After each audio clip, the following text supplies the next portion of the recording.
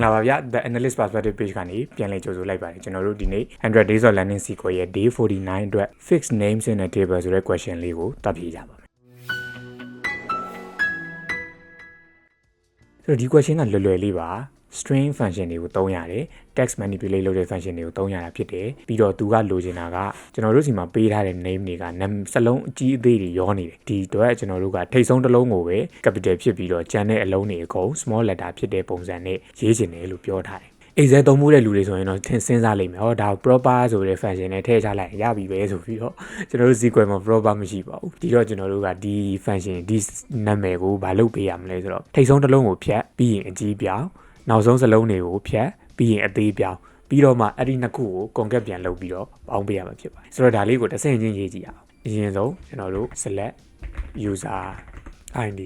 ပြီးတော့ name column ကိုကျွန်တော်တို့ကဖြတ်ညှက်ကတ်လုပ်တော့မယ်အရင်ဆုံး text ဖြတ်တဲ့ function လေးကိုသုံးကြည့်မယ်အဲ့ဒါက substring လို့ခေါ်ပါတယ် substr ဆိုပြီးတော့ name column ကိုဖြတ်မယ်ပြီးရင်သူ့ရဲ့ argument ကဘယ်ကနေစဖြတ်မလဲဘယ်နှလုံးဖြတ်မလဲဆိုတာကိုရွေးပေးရတယ်ကျွန်တော်တို့ကတစ်လုံးမြောက်ကနေစဖြတ်မယ်တစ်လုံးပဲဖြတ်မယ်ဆိုပြီးတော့ပြောလိုက်တယ်ပြီးရင် from ဘယ်ကနေလဲဆိုတော့ user stable ကနေဆိုပြီးတော့ပေးလိုက်မယ်ဒါလေးအရင် run ကြည့်မယ်အဖြေကတော့မှန်မှာမဟုတ်သေးဘူးဒါပေမဲ့ကျွန်တော်တို့ရဲ့ output ကိုကြည့်မယ်ကျွန်တော်တို့ရဲ့ output က A နဲ့ B တော့ထွက်လာပြီAlice နဲ့ Boy ရဲ့ထိပ်ဆုံးတစ်လုံးစီထွက်လာပြီဆိုတော့ဒါကိုကျွန်တော်တို့က capital အရင်ပြောင်းမယ် capital ပြောင်းဖို့အတွက်ကတော့ upper ရှိတယ် upper function ရှိတယ် upper function တွေကိုခုနက substring လောက်ထားတဲ့ function တစ်ခုလုံးကိုထည့်ပြီးတော့ခွင့်ပိတ်ပေးလိုက်မယ်ဒါဆိုရင်အဲ့ဒီ A နဲ့ B နဲ့က capital ဖြစ်သွားမယ်ဒါကိုထပ်ရမယ် Okay A နဲ့ B နဲ့ကတော့ capital ဖြစ်လာပြီကဲအဲ့ဒါပြီးရင်ကျွန်တော်တို့က comma ခံပြီးတော့ lower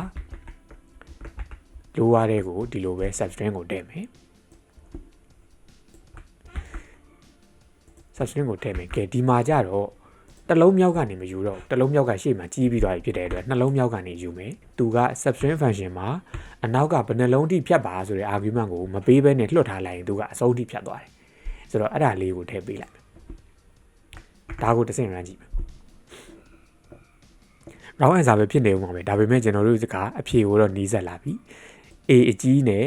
LISE အသေးကိုရခဲ့ပြီ B အကြီးနဲ့ OB အသေးကိုရခဲ့ပြီဆိုတော့ဒီနာမည်တွေရဲ့အောက်ကလိုချင်တဲ့ပုံစံကိုကျွန်တော်တို့နှစ်ပိုင်းနဲ့ရခဲ့ပြီအခုရလာတဲ့နှစ်ပိုင်းကိုတစ်ပိုင်းနဲ့ဖြစ်အောင်ပြန်ပေါင်းလိုက်ရင်တော့ကျွန်တော်တို့ရဲ့နောက်ဆုံးအဖြေကိုရလာပါလိမ့်မယ်အခု comma ခံထားတဲ့အရှေ့တစ်ပိုင်းနဲ့အနောက်တစ်ပိုင်းကို concat နဲ့ပေါင်းကြပါမယ်ဆိုတော့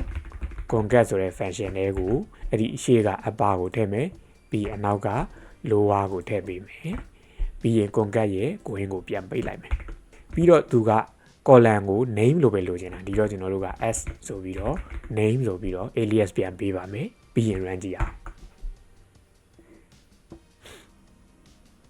Okay ဆိုတော့ကျွန်တော်တို့ကအဖြေကတော့ထွက်လာပြီ Delia တို့ Fredia refer အဖြေတွေတော့ထွက်လာပြီဒါပေမဲ့မှားနေသေးတယ်ဘာမှားတယ်လဲဆိုတော့ description ထဲမှာ sorting မစီတာလို့ဆိုတော့ result တွေပဲက user id နဲ့ sorting စီပေးပါလို့ပြောထားတယ်ဒါကြောင့်မလို့ကျွန်တော်တို့ကနောက်ဆုံးမှာ order by user id ဆိုပြီးတော့စီပေးကြည့်ပါမယ်ဒါဆိုရင်တော့အဖြေက accepted ဖြစ်ပါတယ် submit လုပ်လို့ရပါပြီဒီနေ့တော့ဒီလောက်ပါပဲကျေးဇူးပါနောက် post မှာတွေ့တော့